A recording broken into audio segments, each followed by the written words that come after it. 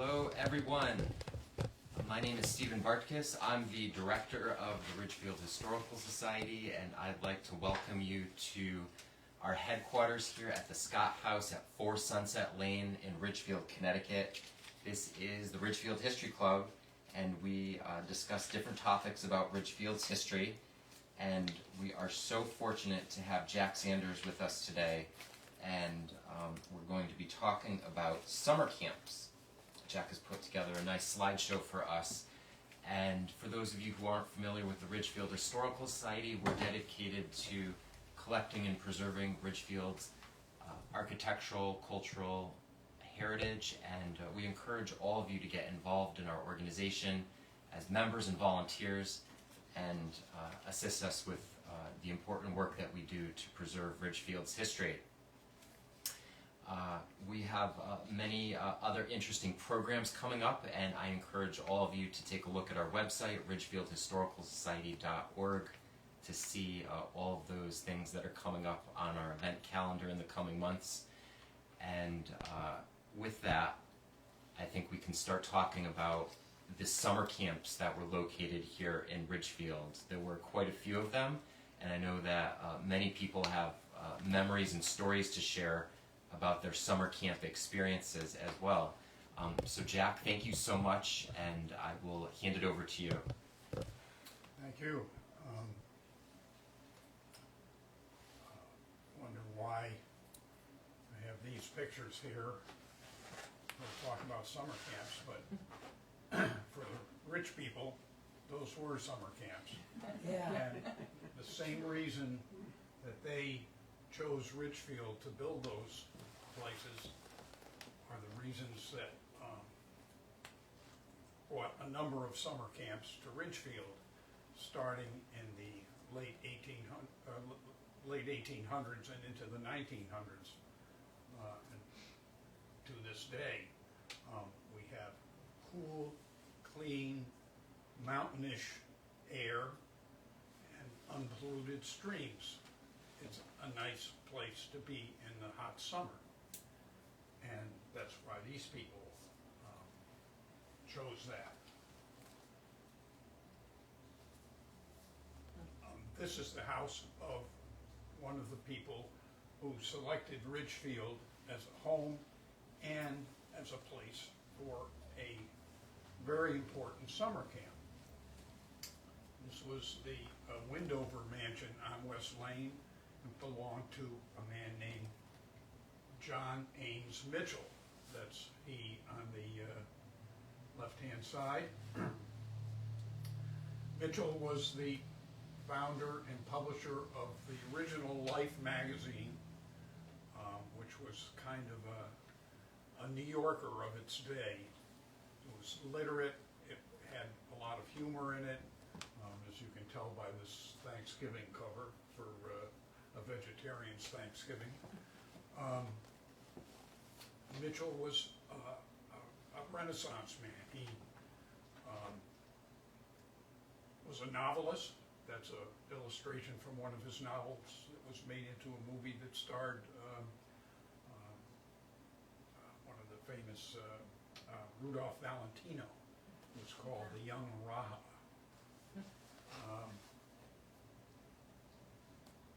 And Mitchell, along with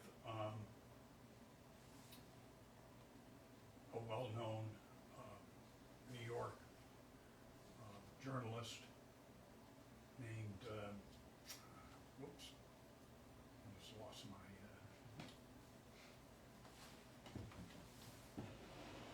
hold on a second here.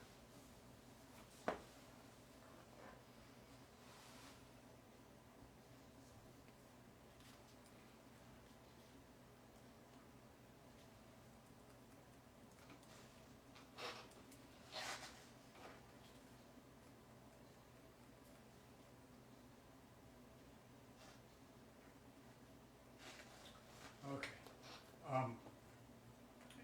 Mitchell founded the Fresh Air Fund, which is still going in New York City. He did so with Horace Greeley. And that was around 1886.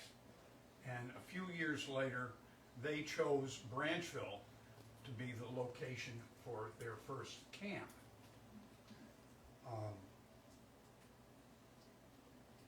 And that was called Life's Farm. It was an old farm on Lower Florida Road.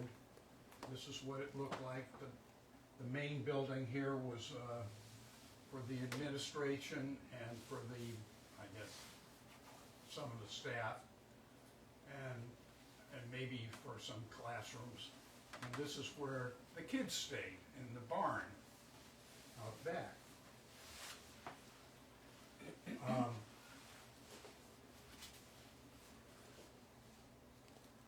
That opened around 1890 when this picture was taken. Soon after the Fresh Air Fund was established, Mitchell ran a story headlined $3, which is about $115 today, will send a child to the country for a fortnight. In the first year, he raised $800 to send 266 city kids to Life's Farm. By 1918, says one source, nearly 40,000 boys and girls went to this camp. They spent 2 weeks there at an average cost of $6.92 back then.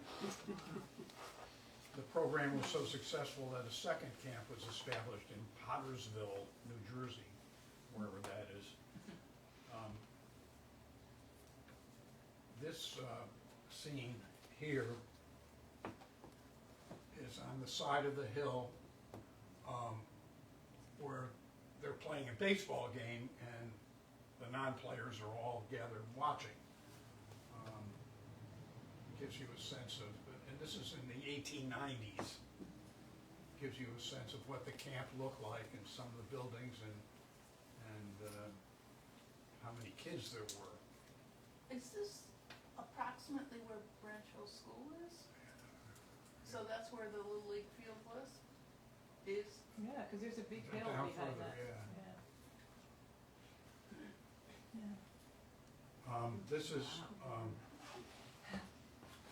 where they slept. Can you imagine snoring? I mean, there's no privacy there, but you can see the kids are there. I guess they're taking their afternoon nap.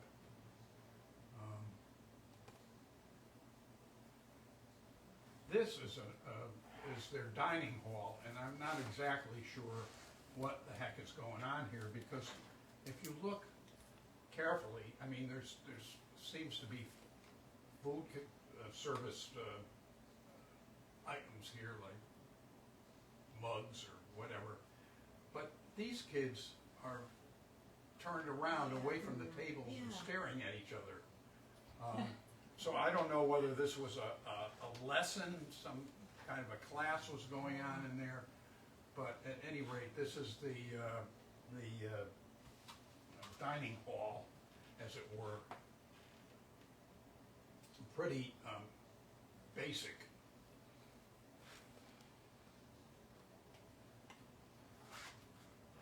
Now, this is the camp staff in about 1905, 1910, someplace around there. And for years, that camp was run by a guy named the Reverend Ursinus O. Moore, M-O-H-R, and his wife Mary. The Moores have been portrayed as a couple beloved by the children. And this is a little bit is from the Norwalk Evening Sentinel in 1914. The worthy superintendent and his good wife are absolutely ideal persons for the responsible positions they so ably fill. Officially, they are the Reverend and Mrs. U.O. Moore, but not to the 200 little boys and girls under their care. No, they are just Father and Mother Moore. And no parents could show more care for their children than this man and woman give to the forlorn little waifs. And this is Mr. Moore, or the Reverend Moore, and that's his wife there.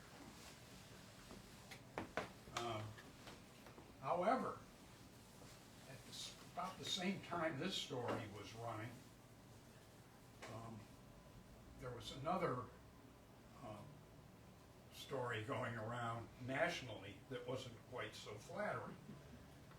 And it said, "These are lively days for the officials of Life's Fresh Air Farm, a charitable summer home conducted under the auspices of Life, the weekly paper," said the author of the article, Lloyd F.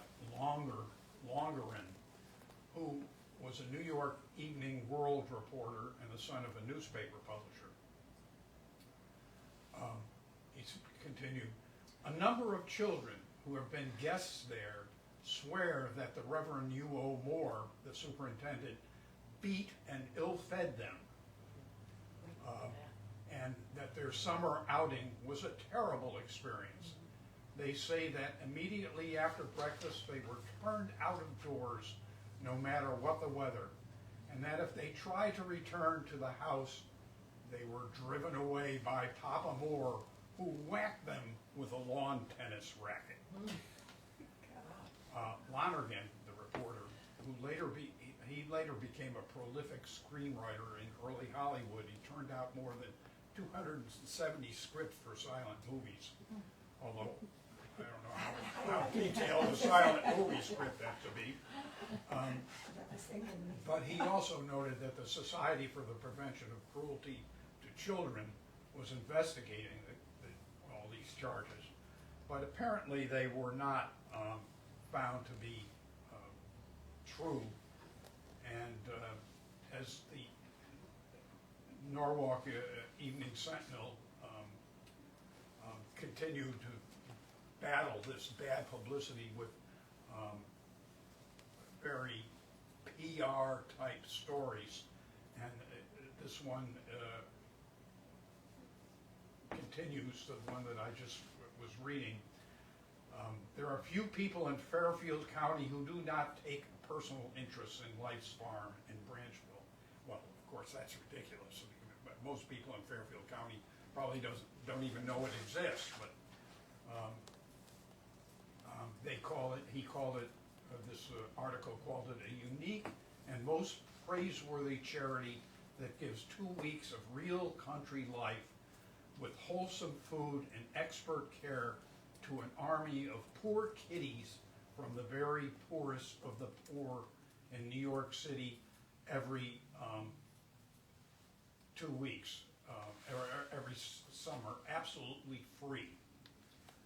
"The Moores," the newspaper continued, "have the assistance of 2 young men and 3 young women, all college students, all of them with experience in the care of children. Their life is not an easy one.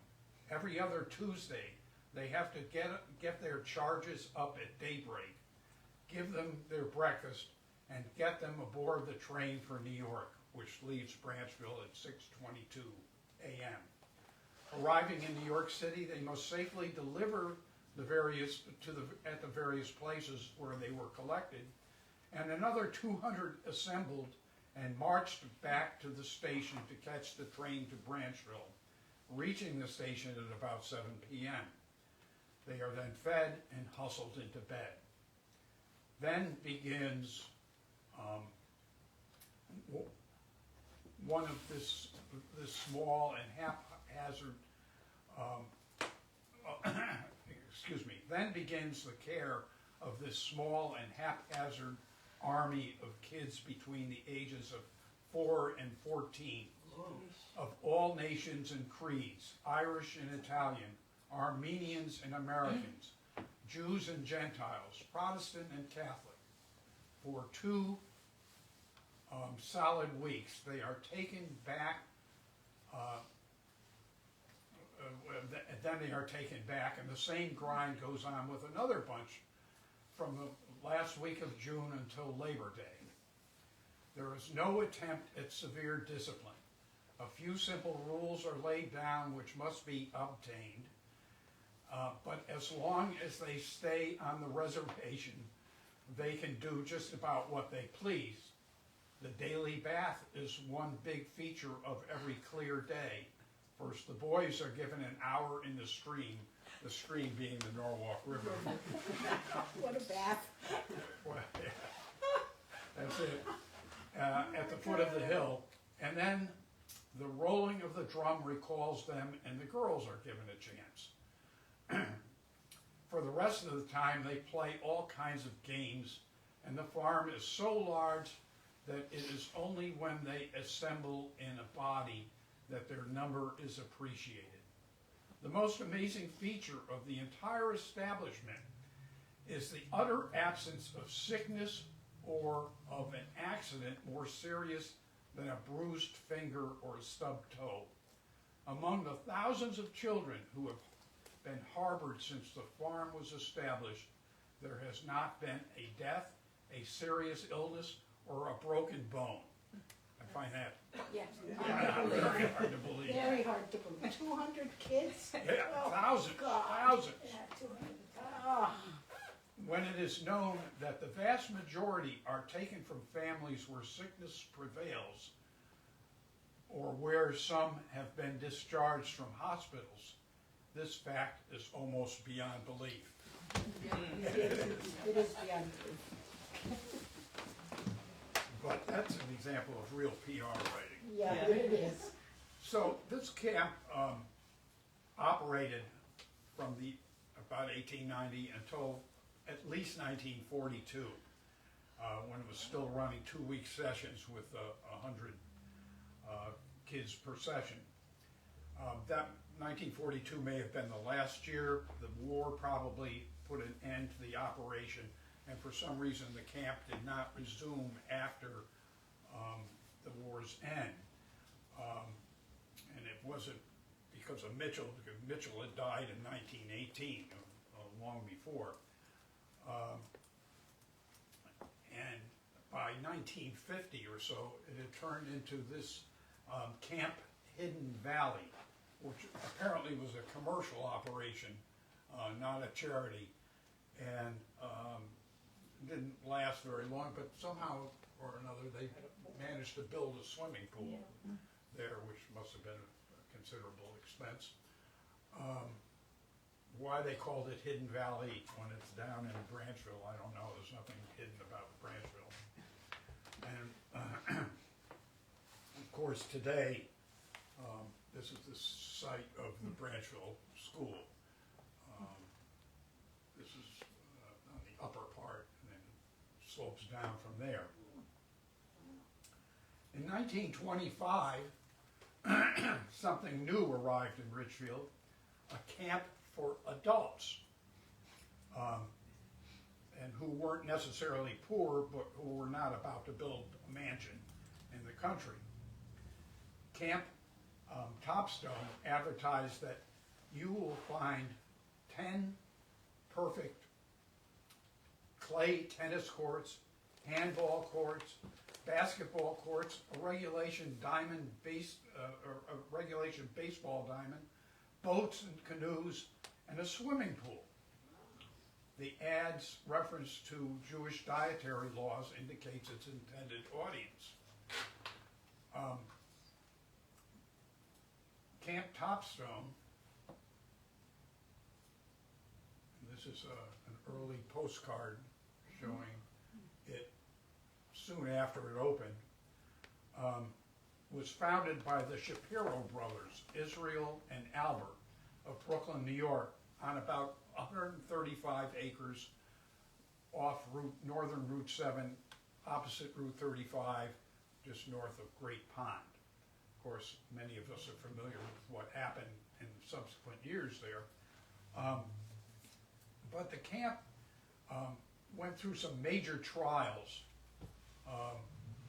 This is another view from the, I guess you would call it the courtyard. I'm not sure whether that's the main hall, and this is the dining hall over on the left.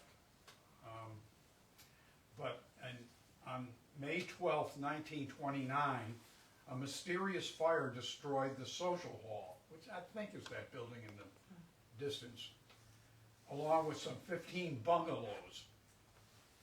The loss was placed at $13,750, which was more than $250,000 in modern dollars.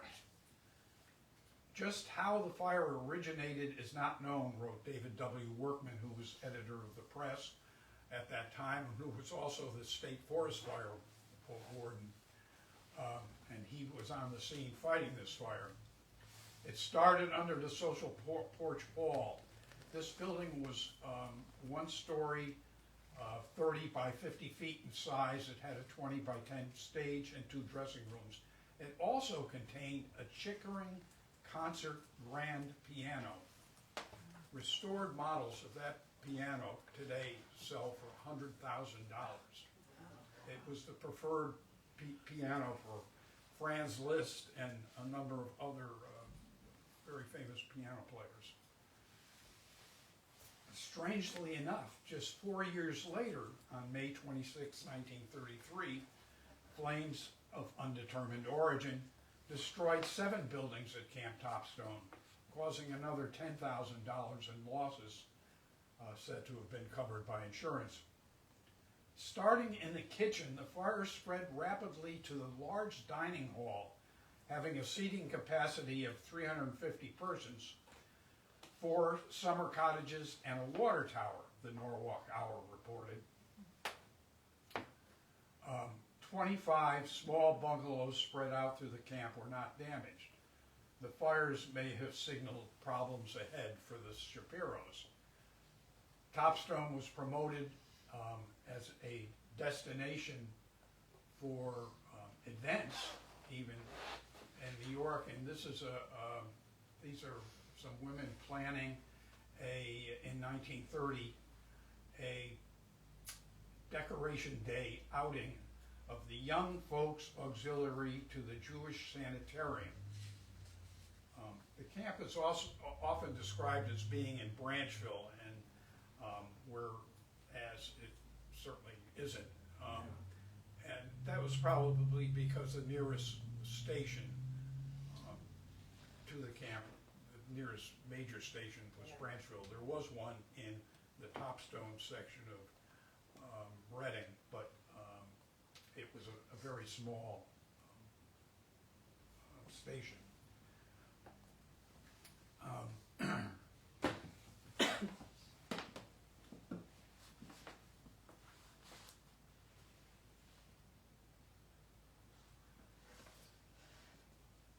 The Depression may have been having its effects on Topstone, and by 1934, the year after the second large fire, the Shapiros decided to remake their facility into Camp Marymount for Jewish boys and girls. So the adults are kicked out. Those Jewish boys and girls could frolic in the swimming pool. This, as this postcard shows, is the swimming pool. And many might question the validity of calling 4 walkways floating at the edge of Great Pond a swimming pool. But that's what they call a swimming pool. Anyway, Marymount was apparently a disaster, and the camp was sold by the end of the season. The buyer in late 1934 was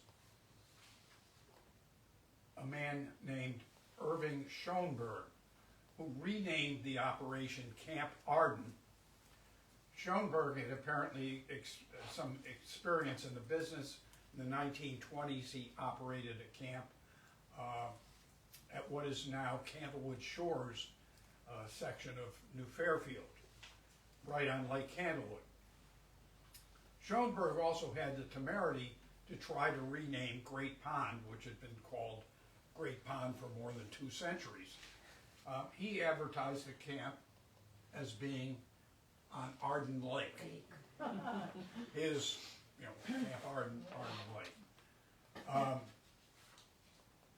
He said it had more than 40 buildings, swimming and boating, extensive recreational facilities, including 8 clay tennis courts, 3 cement handball courts, a baseball diamond, and more.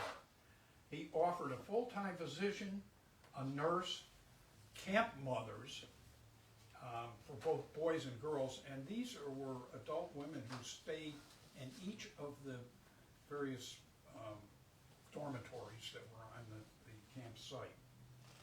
The fee in 1938 was $225, which is about $5,200 in $25. Now, I don't know what camps go for now, but I think that's for a season, so it's probably not bad. Well, look at the ages. Does that say 4? 4 to 15? Yeah, that's probably true, yeah. Wow. 4 years old. An altitude of 1,000 feet. There's a lot of exaggeration. I mean, this is not really the Berkshire Mountains either.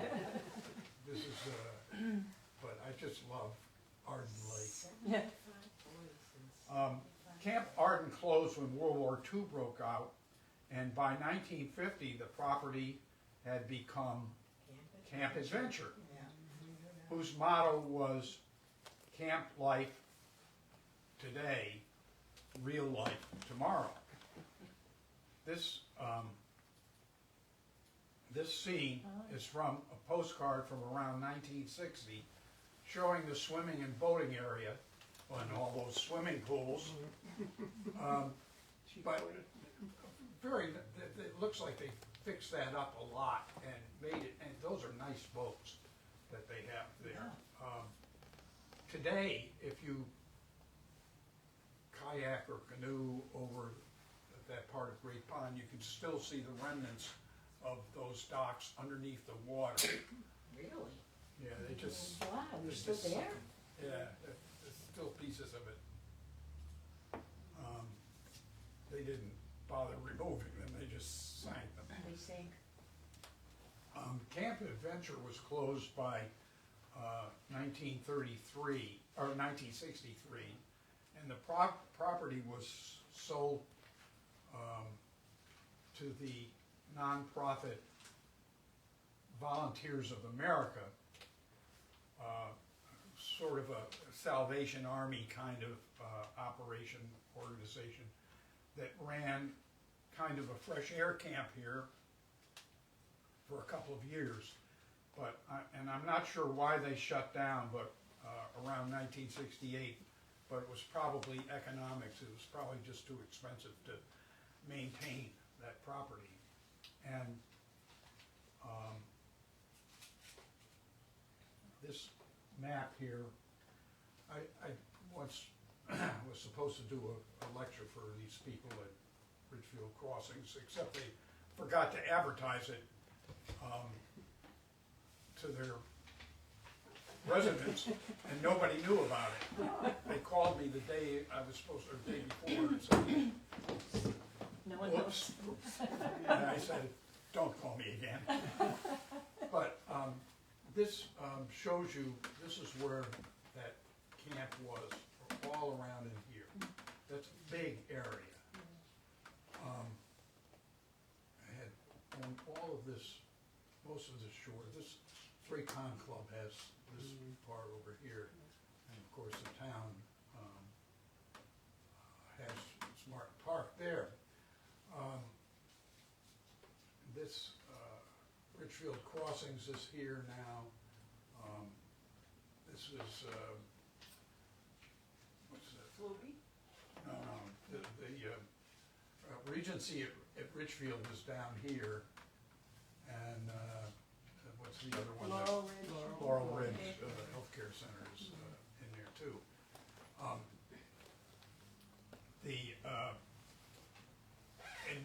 Around 1970, a guy named George Bakes, who was actually a photographer, who lived down in Norwalk or down on the shore, bought the property. He wanted to develop it, and he spent more than 20 years trying to get the Planning and Zoning Commission to approve something for that property. He tried, corporate development offices, that kind of stuff, and finally, they settled in, about 1990 on, a collection of things that were aimed at senior citizens. Regency at Ridgefield are condos that are, 55. yeah, you have to be 55 or older to live there, to own there. And the other, Ridgefield Crossings is kind of like Prospect Ridge, congregate housing. And Laurel Ridge is a nursing home. And they're all very busy, and the Regency is very, they started out being condos for 550 to 600,000 each, and within 2 years, they had already gained $200,000 in value. They were just so nicely done by the Toll brothers. But anyway, so that's what happened to Camp Adventure and Camp Topstone and Camp Arden. So, at one time they were calling that, camp, no, it was the Lake Arden, Yes, and then it just went back to Great Pond. nobody ever paid any No, attention to okay. it. I mean, but people around here laughed, I think. I got never, Here's Mr. our, Martin to get you know, paid our off, Great too. Pond Beach. like, This is the land, up here is Regency. So this land is all protected, there are restrictions on it. And the water, there's a 50 acre, 49 acre area up, whoops. Up in here, all this, this is basically the watershed for Great Pond. That's all owned by the town now. When George Bakes got his approval, he had to give a large chunk of land to the town, and the restrictions on the land was here, so that no development, you will never see buildings, houses, anything on the other side of Great Pond. It's really nice that this has become such a protected thing, because this is a largely spring-fed pond, and it's got very clean water. It's not polluted. The Norwalk River is not involved in it, so it's very clean water. Okay, the Boys Club. Yeah. 1936, 10 wealthy Ridgefield women started the Ridgefield Boys Club to keep those punks out of trouble. They were juvenile delinquents. And it obviously was successful, because now Ridgefield is is taking over Danbury's territory, or is expanding into Danbury. Early on, they operated in the old Loader boarding house on Governor Street, which this picture was taken there about 1950 or so. But in the summer, starting around 1945, they operated a camp at Roberts Pond. And these are some pictures taken, collage of pictures taken from the camp in 1945. And I just want you to notice, not very good reproduction, but these are all bicycles that the kids drove to camp. I mean, they weren't dropped off, they weren't bused. They bicycled or they walked. Yeah, yep. So, and there wasn't traffic, but they were also less pampered, I think. But anyway, so that camp was quite popular. In case not everybody knows where Roberts Pond is, there's a Sawmill Hill, this is North Salem Road here, the red, and it's right there. It was made by Mr. Roberts of Roberts Lane, right? Isn't he the guy that created the pond?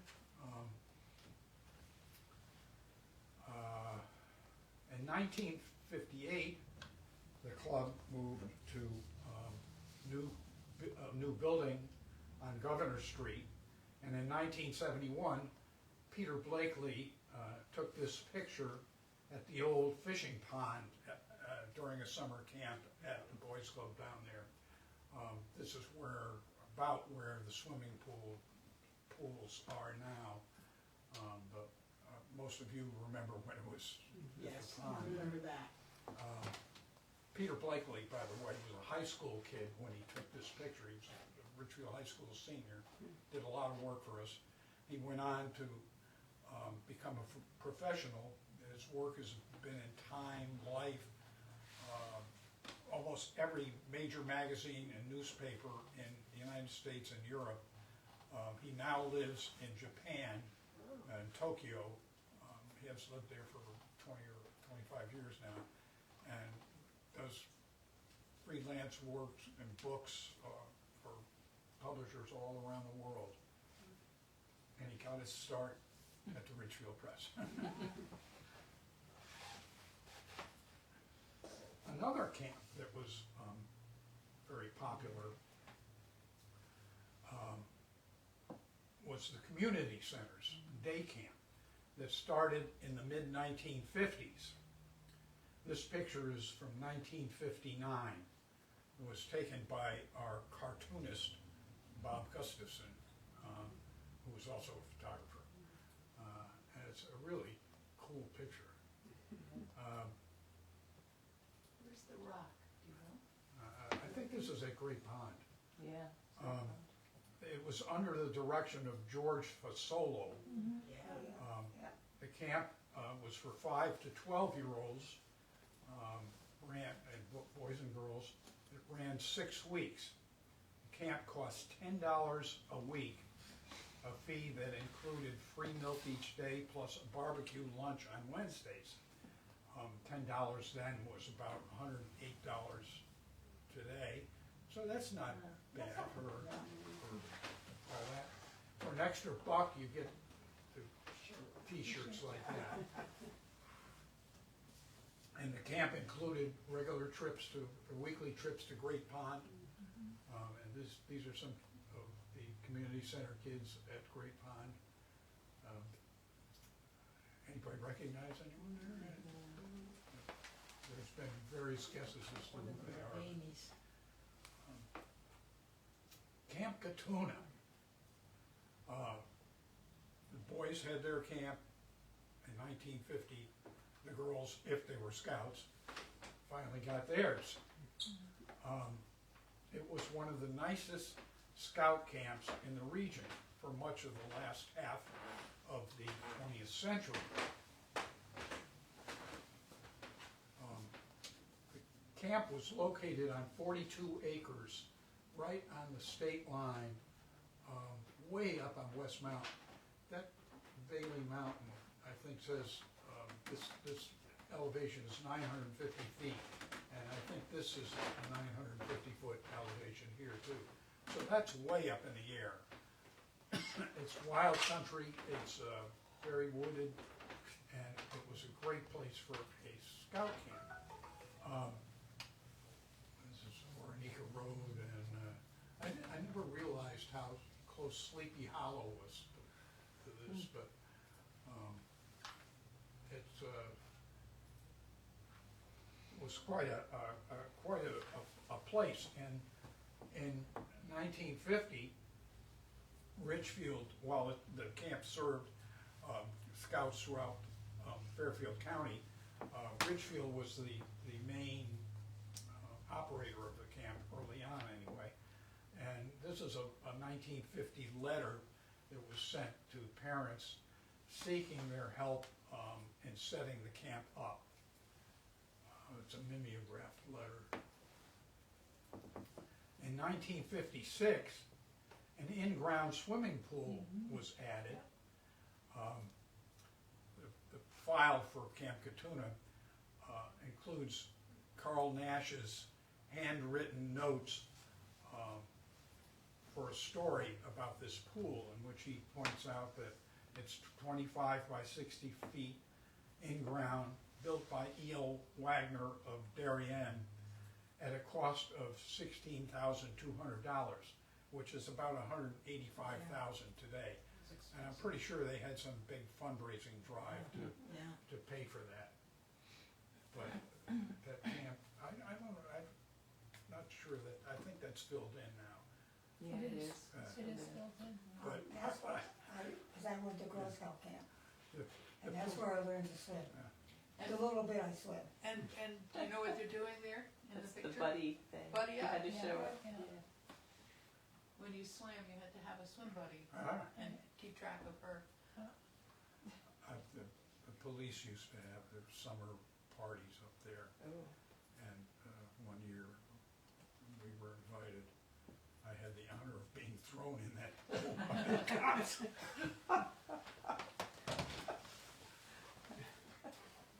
Remember these things? Do you know what that's called? It's a camp kitchen chuck box. Because you could carry it. And yeah, it folds up and you just, all the junk is inside and you just carry it off. I'd say probably two people carry it off.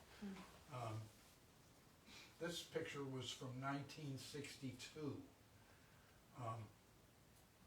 The camp served some thousands and thousands of girls until 1968, when it was closed as part of a Girl Scout cost-cutting program. I don't know why they closed that one, but and because the people who gave the land to the Scouts, Ernest Sturgis and Warren Keeler, they had included a stipulation in the gift that if this Girl Scouts ever stop using it, it should be, the land should go to the town. And in 1998, when they stopped using it, it was transferred to the town, and the town opened Sturgis Park in memory of Mr. Sturgis in 2000. And it's a well-used facility today. There's Scouts, both kinds of boys and girls use it, and just anybody who wants to go camping overnight. There's overnight camping facilities. And over the years, smaller camps appeared with specialized functions. For instance, at Lake Mamanasco,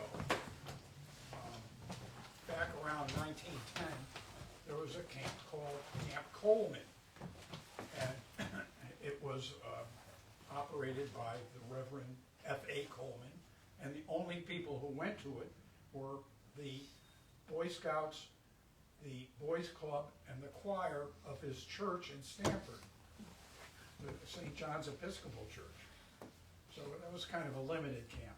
Some people who would consider Piot's Resort a camp, but it's hard to, there's a fine line between resort and camp, and while Piot's was fairly, basic, I think it was more a resort. You didn't sleep in communal bunkhouses and things like that, so it was a, but that was also the lake for many years. But Rabbit Hole Farm was a profit-making operation on Pickett's Ridge Road, or what we call Great Pond Road. It operated from the 50s into the 60s, and according to a brochure, offered, quote, a rich summer program for youngsters 6 to 14 with the emphasis on individual expression in the fine arts. The curriculum is balanced by a complete physical education program, including swimming. The approach is entirely individualized to appeal to and meet the needs of each child. It effectively complements their regular education in that it is stimulating and challenging, not only for gifted children, but for children of diversified interests and capabilities. I love that wording. And they got instruction in painting, sculpture, music, drama, languages, science, and dance. And I can see that this is probably a production of The Music Man, because that's River City there. City. I'm not exactly quite sure why the brochure has this picture in it, because it doesn't seem very exciting. And what is this, some dance balancing thing? Why do you have big balls on your head? That's me. I think it has something to do with dance or exercise. But anyway, these are all pictures from their brochure. A guy named Jason Kessler, who I used to know from the press, was an alumnus of this camp. He said, Denny and Jerry, the people who operated it, were great, as was their daughter Tansy. At Rabbit Hole, I was introduced to three things that would become lifelong passions: music, filmmaking, and girls. That's good. Another mansion. This is a 32-room mansion called Downsbury Manor on a 300-acre estate on the north side, along Florida Hill Road. The house is on the north side. The house was built by Henry Schenck in about 1890. He called it Boswick, but it was soon renamed Downsbury Manor by its next owner, Colonel Edward M. Knox, who enlarged the house and the property.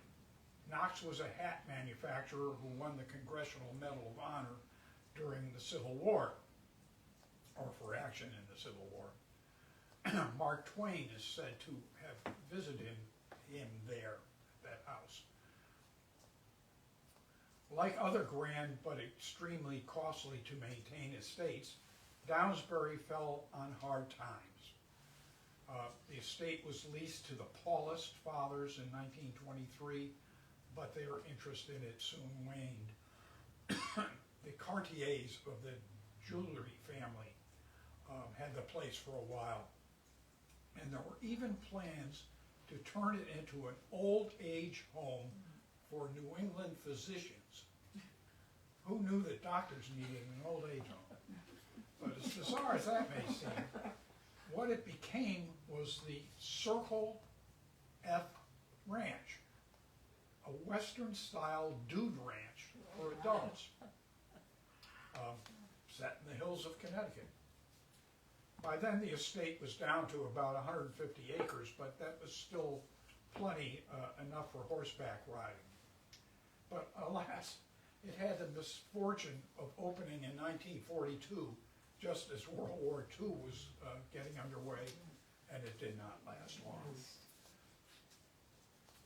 Here are some scenes from a poorly executed postcard for Circle F Ranch that was designed to promote it, but was just awful. This was printed in green ink, and I changed it to black and white to make it a little bit more clear, but it's still just a jumble of adults and horses. After Circle F failed, the unoccupied mansion fell into disrepair and finally was torn down in August of 1953. Much of the land is now the High Valley subdivision.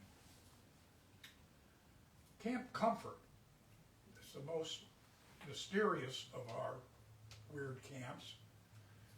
Most people have never heard of it, and most people probably didn't hear of it back when it was operating.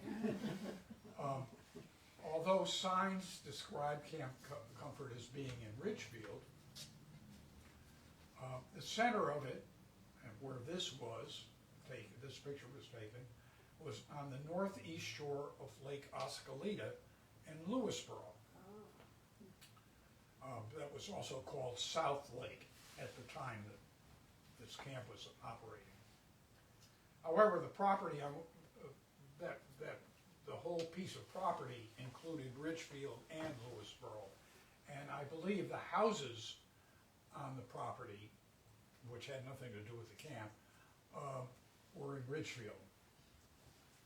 The sign suggests that Lewis C. Seymour and W.H. Gilbert ran it. Both were prominent Ridgefield businessmen. George H. Davis, who was a lifelong area resident, lived on Soundview Road for many years.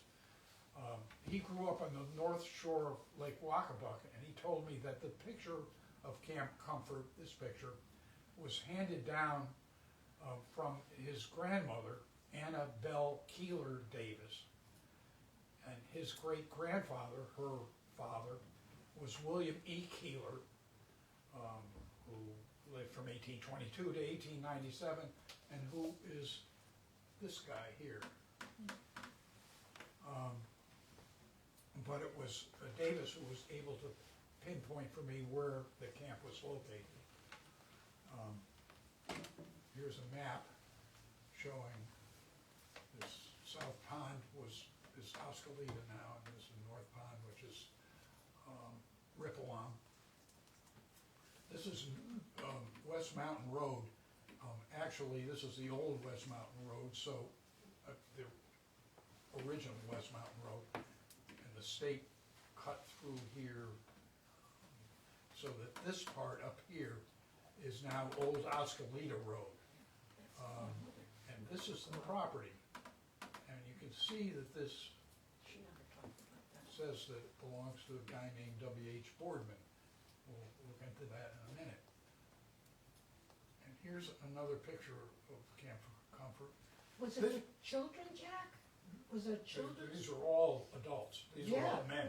All men. You see that? I don't think kids would be with guns and dogs. This is see the bent beard? Yeah. And a But gun. take note of this guy over here. We'll see him in a minute. But this, the Connecticut State Library has these pictures, and they're downloadable. They become quite well known because the Bass Pro Shop store, big store in Bridgeport, Yeah. has framed copies of these on the walls. Really? Here's another one, I just love this. Wow. Those are some weird looking dudes. Yeah, they are. And the But left. it shows that another interest, the previous one, these are coon dogs. So these guys were gonna go hunting raccoons, Yeah, which was yeah. a big deal back then. But these guys are more interested in fishing, and those are pretty good sized fish, which they probably got from Oskalita.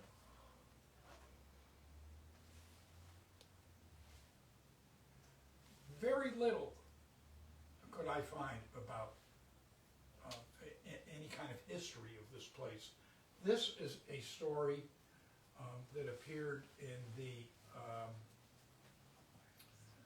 Norwalk Hour in July 1898. It says R.W. Keeler and family of North Wilton, and this is Annie E. Raymond. And these are the same Keelers that we mentioned before, the Davis ancestors of New Haven are enjoying 2 weeks of life at South Lake Ridgefield. They call the camp Comfort, and they're having a glorious time. Good for them. But this is where I think Boardman lived, right here, which would be on Old Oskalita Road today. Yep. There's the camp up there. So this is probably all hunting territory for the camp. So, but why Boardman? What's his connection with this? His name wasn't on the sign or anything. William H. Boardman. This is the New York Times obituary for him.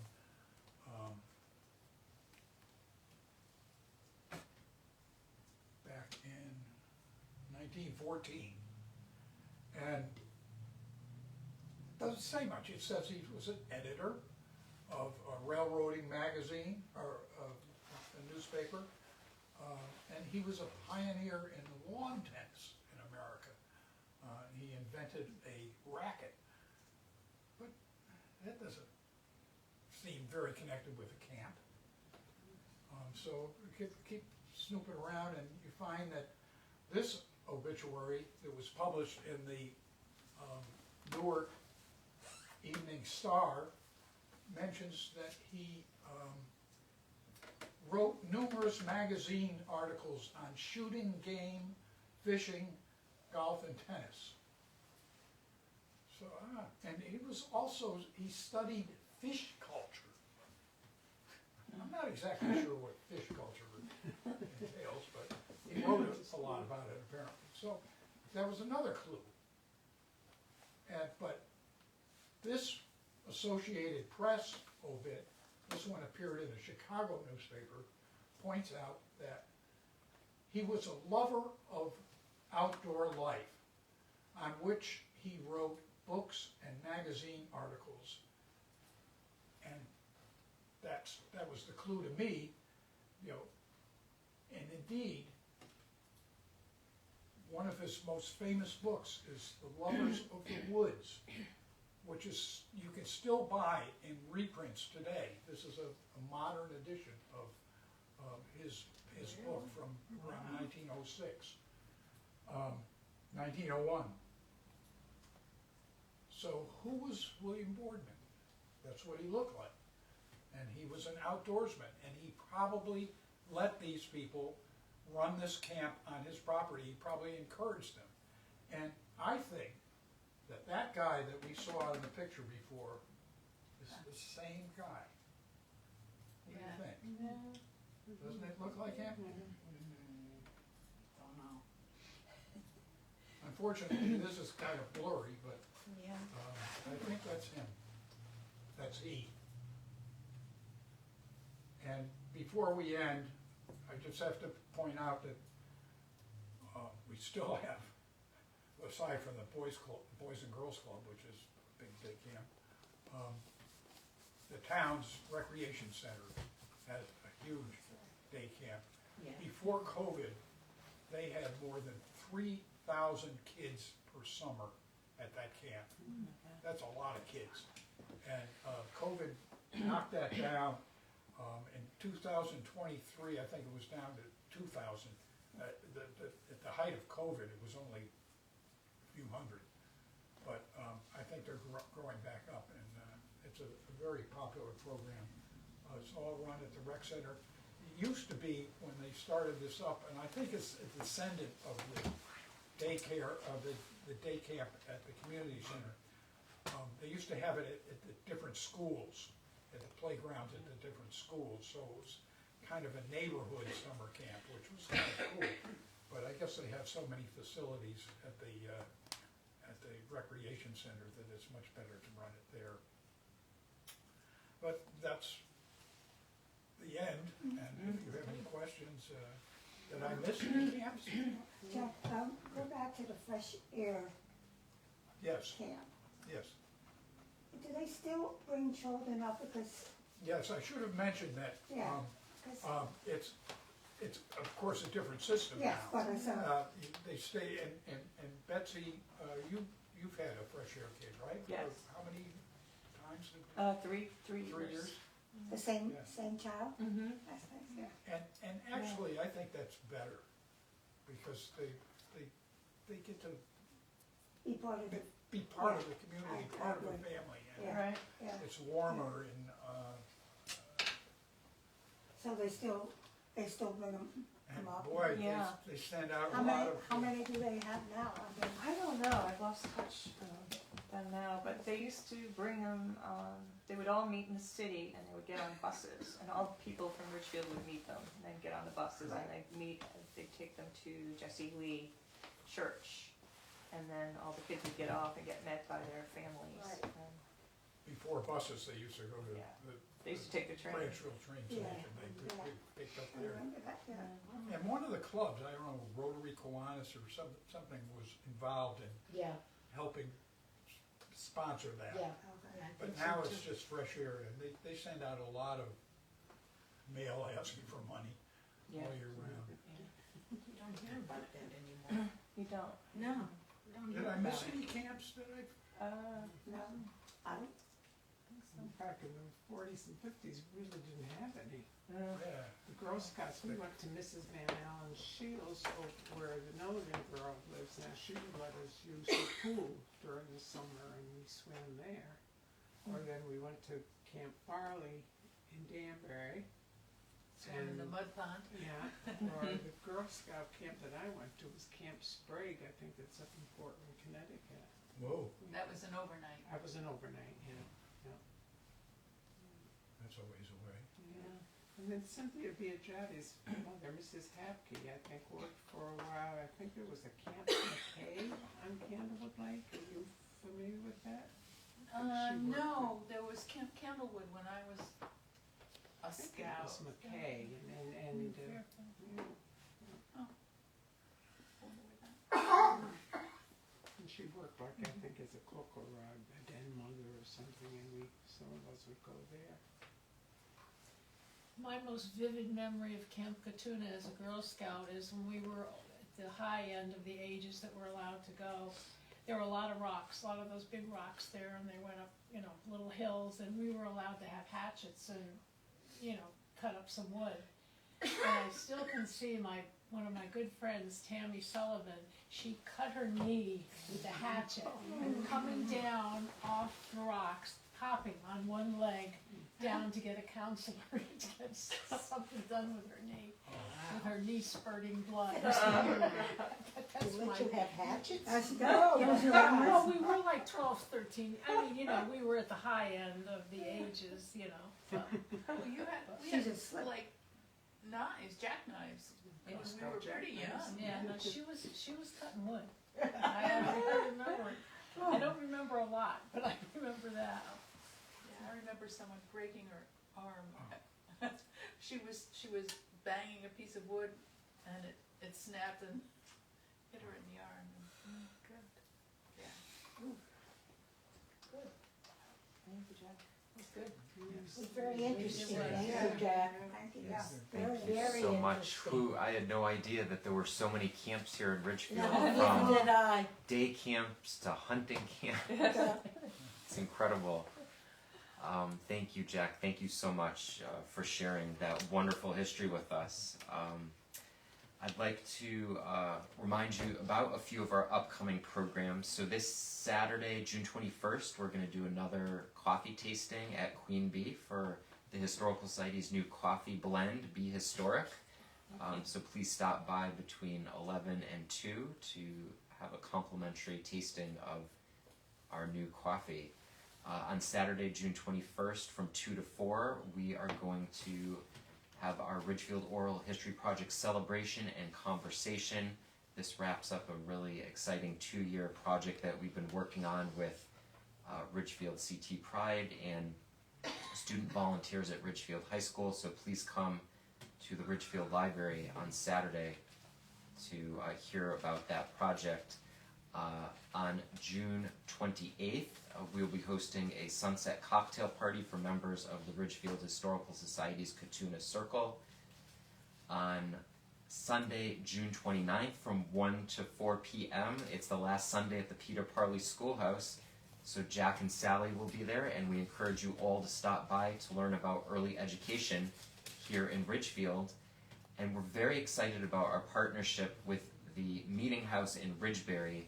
On Tuesday, July 1st, 2025 at 6:30 p.m., Keith Jones is going to give an illustrated presentation titled Rochambeau, America's Forgotten French Founding Father. So this is the 300th anniversary of Rochambeau's birthday. He was born on July 1st, 1725, and he marched with nearly 5,000 French troops through Ridgefield, and they camped in Ridgebury during the American Revolution, and they helped us win our independence during the American Revolution. So Keith is going to talk all about Rochambeau and the French who camped here in Ridgefield. So please join us for that very exciting program on Tuesday, July 1st at 6:30 at the Meeting House in Ridgebury.